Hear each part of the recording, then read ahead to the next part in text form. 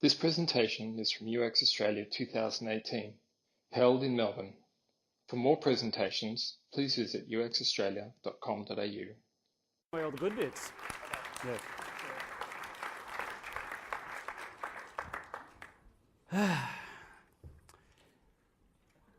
How good is public speaking?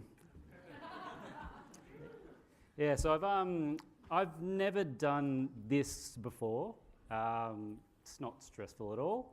Very relaxing. Every year I like to challenge myself with something. Like a couple of years ago, I taught myself how to code. 2015 was looking a little bit dull, so I thought I'd give fatherhood a shot. Time in my schedule, why not? This year was public speaking, so I thought I'd start with something small. Anyway, I'm Richard. I'm the UX lead at Previous Next, and microcopy is a topic I really like to nerd out about. So I'll sign up for random products and services just to see what kind of words they're using, that kind of thing. That's actually sort of how the blog started. If you're not sure what microcopy is, that's completely fine. We're going to cover all of that pretty shortly, along with a bunch of other things. So here's the obligatory overview slide. We're going to be covering what microcopy is, what it can be used for, the importance of choosing the right words, and there's going to be a bunch of examples throughout. So let's get started. So first of all, what's microcopy? In design circles, it's really popular at the moment. It's all over the blogs. Medium and Envision especially blog about it, so like every other day there's something. But while it's a bit of a buzzword at the moment, microcopy itself has been around for a while. You're probably more familiar than you realize. So it's there when you download something and when you shut down your computer, even when you log into Facebook. Error messages, button labels, form field placeholders, pop-ups, and notifications. It's all over notifications, actually. You swipe them away, they just keep coming back. So the words and messages that help you around products and websites, that's microcopy. It's not always about being small and subtle, though. Let's look at an example. When you send an email, you just need to know that it was sent. This example from Spark is a common approach for email clients. When you send an email, the message pops in, just disappears like that. Simple, neutral, and subtle. At the end of the day, it's just an email, and it happens all the time, so you don't really need to celebrate something like that. But sending out a campaign out on MailChimp, it's a bigger deal. There's a whole screen for that message, actually. Because there's more weight and intention behind that decision, it deserves a pat on the back, or in their case, a high five. You have to pick what's appropriate. Often you are just giving some information and getting out of the way, but most of the time, or a lot of the time, it's not always about speed.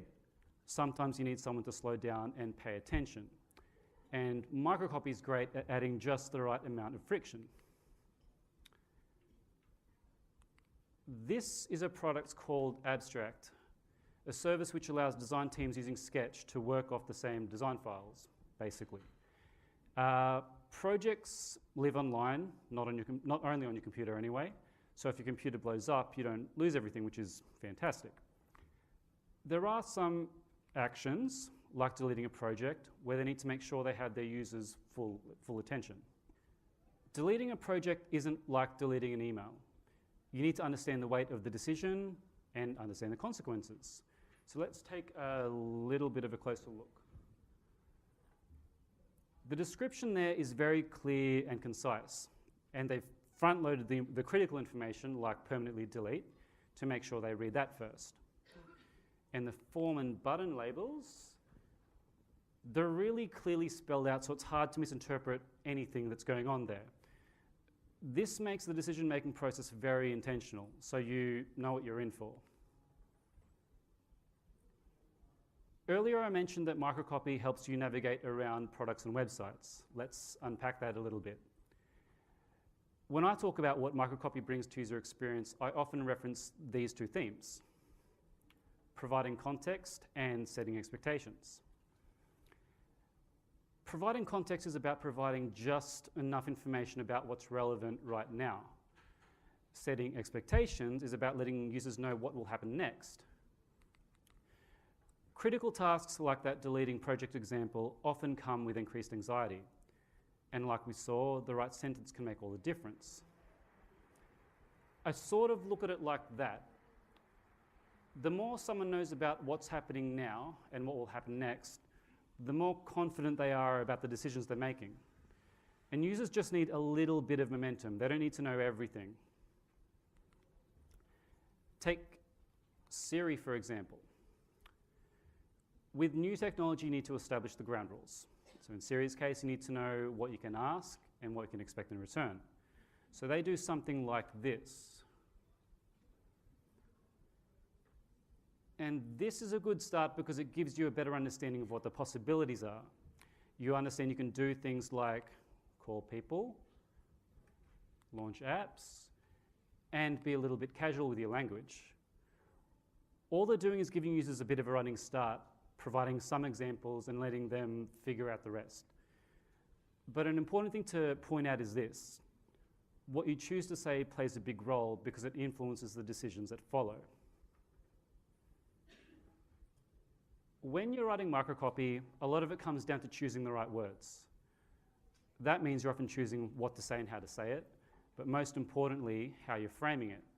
And how things are framed can make a huge difference. Take pricing, for example. I see this all the time and it's getting pretty annoying, to be honest. Monthly prices for a product that's charged once a year. So at a glance, both of these products look like they're charged monthly, but only Spotify is. If you look closely at Figma, that price isn't actually their monthly price. It's just their annual price divided by 12. Their monthly price is tucked away at the bottom there. And Figma's pretty awesome. That's not a dig at them, by the way, because everyone's doing it. They're not alone. It's become this unspoken standard just to be competitive. Personally, I'd like to see more examples like this. Clear monthly pricing, clear annual pricing, including what you save. Most importantly, I know what my choices are, and users should know what their choices are. Because when they don't, then we're probably looking at something called a dark pattern. So a dark pattern is when a user is tricked into doing something, basically. One of the most common examples is called the bait and switch. It's when the user expects one thing but gets something else. In this example, we have two checkboxes. And typically, a checkbox means you're opting into something. However, in this example, it's been worded very carefully to make it seem like you are, but it's actually the opposite. What makes it even worse is the second checkbox at the bottom is an opt-in, so the behavior reverses, which is another dark pattern in itself. So that's pretty dodgy, but bigger companies are also guilty of this behavior as well. Recently, I unsubscribed from a paid Evernote account. And this is what that process is like. So I started my journey from the accounts page, that made sense. Halfway down the page, I found a link to manage my subscription. That's, it's a little bit hidden, but it's not so bad so far. This is where it gets tricky though. So up the top there, that information is pretty helpful. But given I want to manage my subscription, I'd expect a button to be there. There's no button to be found, not even a sneaky hyperlink. I checked. Looking down the page, I found a summary of the pricing tiers and a bunch of buttons. Again, given I'm trying to cancel my subscription, nothing really felt that obvious. And then I thought the most relevant was maybe update subscription because canceling is sort of updating in a way. So let's go with that.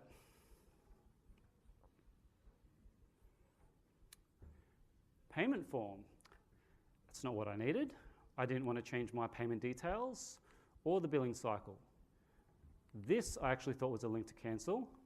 Unfortunately, it's just text telling me I can cancel anytime, which is a bit ironic. I did that process twice and then I did this. And you really shouldn't have to Google your way out of something like that. And what was the answer? It was on this page at the very bottom. a button right there.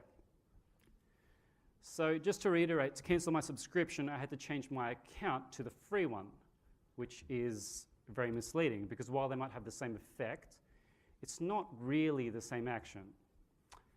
Let's keep going anyway. Downgrading to basic. So at least it looks like we're in the right place. It's a bit passive-aggressive, but you know, it's fine.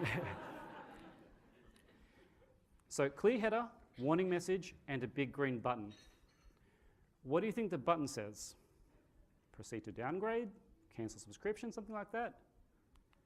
Bait and switch. That is an exit button to cancel the process. Let's keep going. This section wasn't so bad. It's pretty helpful. It gives me a quick overview of what's going to change after I proceed with the downgrade. And then at the bottom, these buttons, again, were a little bit annoying because the primary button is an exit chute again.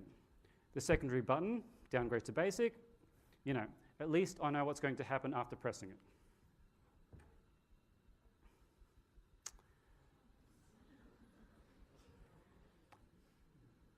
It's a little bit of a long process, but this page is actually almost perfect to me. Like the title is clear, the supporting copy lets me know when they'll stop charging me, and the buttons, most importantly, the labels are clear and the hierarchy is clear enough. Like I'd switch them personally, but whatever. On the right there, that's a last-ditch effort at customer retention, but honestly, it's like too little too late at that point. It really shouldn't be that hard to get out of anything. At the end of the day, Microcopy is just a tool to enhance the user experience. So if a flow is designed specifically to confuse users, Microcopy will just make the experience more confusing.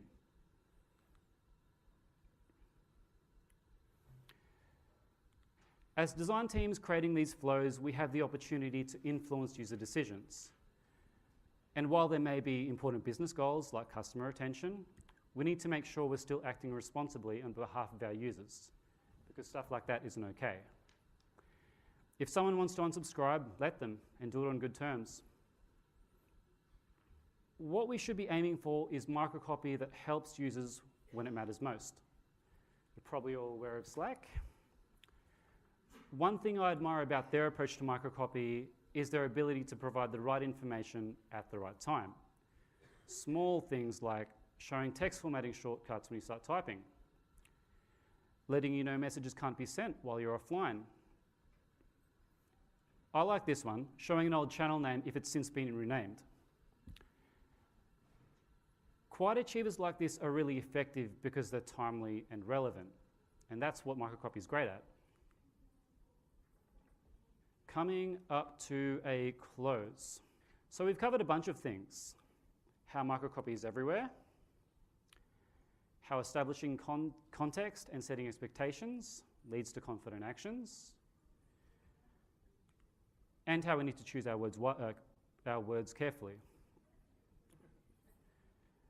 Most importantly, we've also touched on how Microcopy can influence decisions, both good and bad. So if you take one thing away from this talk, make it this. Be responsible. Because at the end of the day, users expect you're acting in their best interest. So don't betray their trust by tricking them into making choices they're not aware of. And that's about it, really. If you had any questions, comments, or feedback, I think we have time for Q&A. I'm pretty under. Otherwise, tap me on the shoulder, reach out on LinkedIn. But thank you for being an awesome audience.